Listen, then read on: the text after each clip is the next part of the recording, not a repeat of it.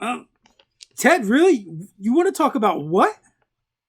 Yeah, man, it's gonna be fun. Is this just an excuse to subject the internet to puns for the next 10 minutes? No, man, trust me. People love talking about magic items in D&D. Says here, crafting magic items 5e, Croak Cloak. Yep, trust me. This is gonna be riveting.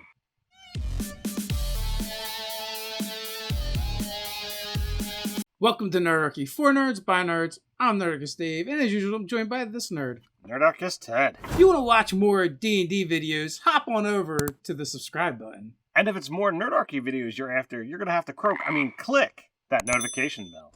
Alright, we're going to craft another magic item for 5e Dungeons & Dragons. But before you can get that magic item, you're going to have to quest for it. You're going to have to adventure for it. You might even have to enter a dungeon for it. Which, if we're gonna enter a dungeon, you know what we might need? Maps. And a great place to make and find maps is Dungeon Fog. It is a awesome piece of software for crafting your own maps. They're going to look gorgeous. They're going to look beautiful. They give me that feel of drawing on graph paper when I was a kid again, except for my maps never looked this good. There's so many assets to choose from, so many different things that you can use to bring your maps and dungeons to life. And if you're intimidated starting from scratch, there are loads of already ready-made maps that you can go in, download, and use right away, or take those maps and then begin editing and modifying from there. So you got to check out Dungeon Fog. As Dave says, it's a great resource and a great tool. So you can find a link down in the description.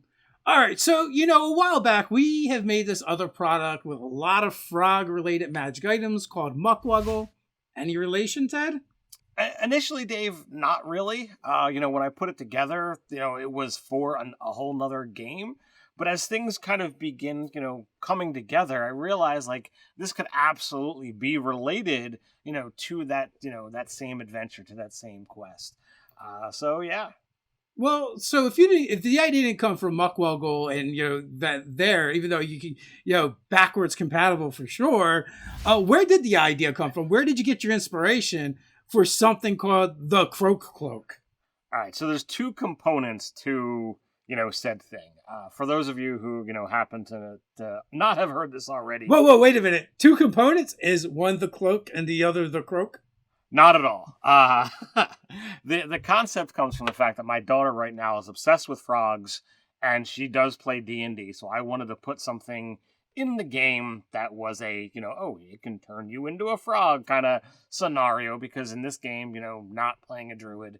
So for me, that was great. But where would that inspiration, come from?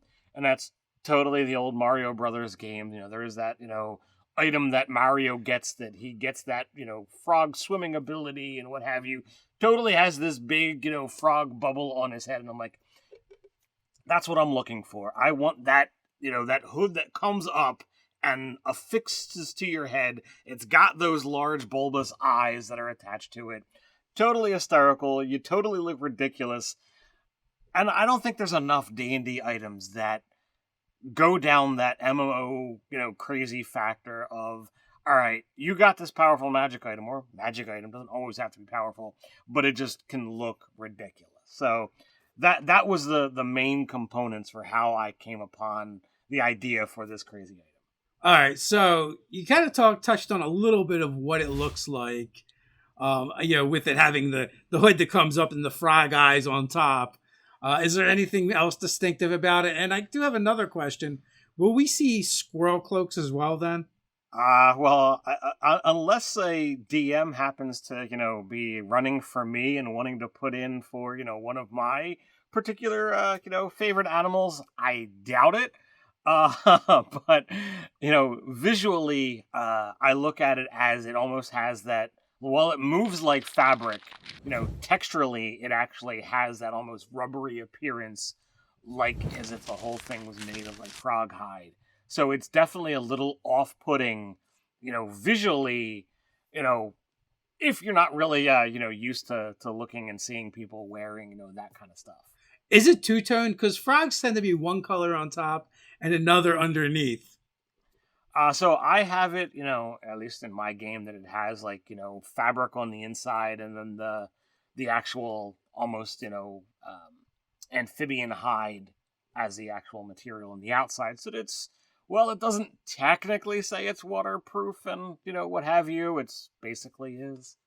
So, all right. So we know what it looks like. You said something about turning into a frog. Does it do anything else? So that is the basic premise for this thing. It's supposed to be able to, give a bit of exploration factor. And if you're used to having druids in the party, druids have the ability to wild shape, and they can turn into something small and get into areas that you might not normally be able to get into, or to turn into a big creature and be able to fight and use that as a kind of buffer of hit points. So this falls into those factor of being able to essentially allow you to turn into a legit small frog, something, that would fit in the palm of your hand, or into a giant toad, to be able to go into combat with. So you've got two forms that you can play with, and, you got to pick which one you're using today. So it's a small item, power-wise, but definitely a lot of fun. That's cool. That does seem like a lot of fun. Does it do anything else? So because the wild shape aspect, or the transformation aspect, is once a day, I really was looking for something that would have a static effect that, in the case of being like a frog, would always be able to work.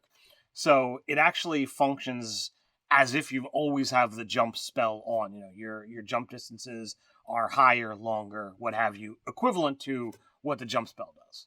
That's pretty cool. Attunement or no attunement? Because it has a shape-shifting factor, because it's got a static, always working ability, I decided I had to go with, being rare and a required attunement, because if it didn't require attunement, it would need to have, the item would need to have charges to function the polymorph, because I'll turn into a frog and then I'll pass the cloak to you and then you can turn into a frog. So, there definitely needed to be that factor in there. We're all frogs. Unless it transformed with you, then it'd be hard to pass the cloak. So you mentioned that, your daughter loves frogs. Did she indeed get this magic item? She did. There was a cool encounter where they were in a swamp, and the players were just desperately trying to get back to town. And just for fun, I guess I was being a bit of an evil DM of constantly putting something in the way. And I had made this, whole swamp encounter where there was this, I guess, evil druidic type character who was on a bunch of lily pads over this bog. And he was jumping from lily pad to lily pad, targeting them with ranged attacks, all the while, wearing this weird cloak. But because his jump distance was guaranteed to be able to make it to whatever, thing he was hopping to, he could land just fine. And they were having to, struggle with the environment factor of the whole thing. So obviously, I designed it that the party was going to win, but they were definitely intimidated by the terrain factor. Yeah. So were your players fighting atop of lily pads? Some of them were. Some of them wound up, trudging into the bog. Some of them tried to jump, from ground to lily pad and didn't quite make it. So it's all right, you're gonna be prone. You're crawling onto it, but you're out of movement. So you can get up next turn, and we won't apply the water factor. But so it was definitely a fun little encounter to have terrain that they're not really used to.